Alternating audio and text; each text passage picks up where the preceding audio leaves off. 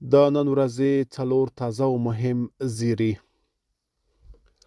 تیر کال د هوایي دهلیزونو له لارې 150 میلیونو ډالرو صادرات شوي.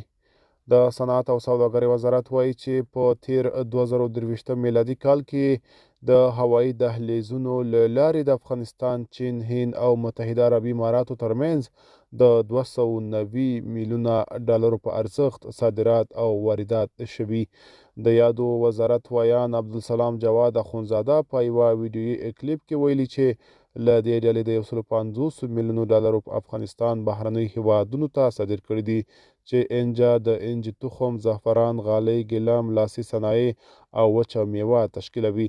نوموړی زیاته کړي چې په همدې موده کې بیا افغانستان ته د 140 میلیونو ډالرو په ارزښت واردات شوي چې د درمل او برقي وسایل پکې شامل دي. غور کې د سربو کان د استخراج تړون لاسلیک شو. د کانونو وزارت ویلي چې د غور ولایت د شهرک ولسوالۍ د سربو او جستو کان د دریم بند د استخراج لپاره یې له یوه خصوصي شرکت سره تړون لاسلیک کړ.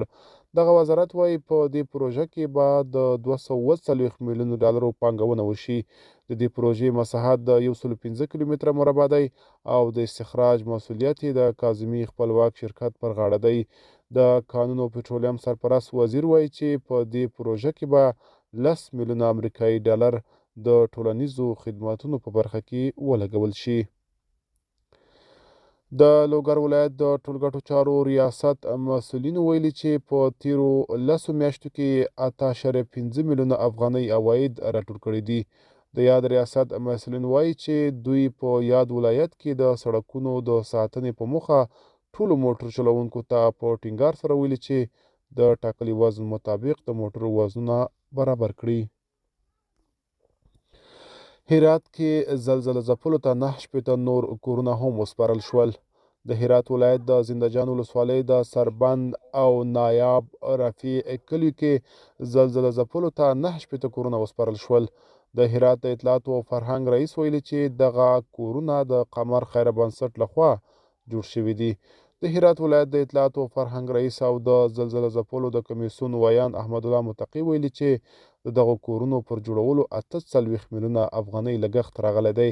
تر دې مخکې هم د سلواغې په 14مه نیټه د زنده جان ولسوالۍ په 14 کلیو کې زلزله ځپلو ته د 378 کورونو د ورکړې خبر ورکول شوی و.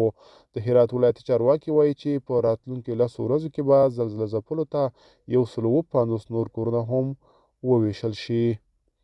ملګرو، دا وه زموږ خبري ټولګه. تر بیا ښه وخت، ښې چارې.